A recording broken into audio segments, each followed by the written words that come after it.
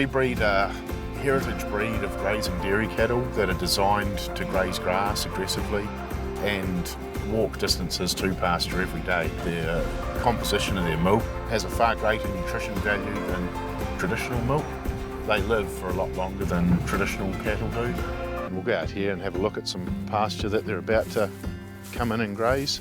This is the optimum stage to graze ryegrass. It's got 3 leaves, it's optimum quality, the nutrients have been replenished in the plant, so once it's grazed it starts growing straight away.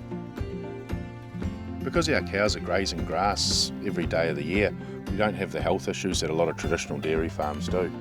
Our cows, they're a lot fitter and healthier, they're out walking, grazing grass naturally like they're supposed to be and they're bred to be. So we're parents of young kids and we want to produce a high quality milk of a very high nutritional value and share that with everyone.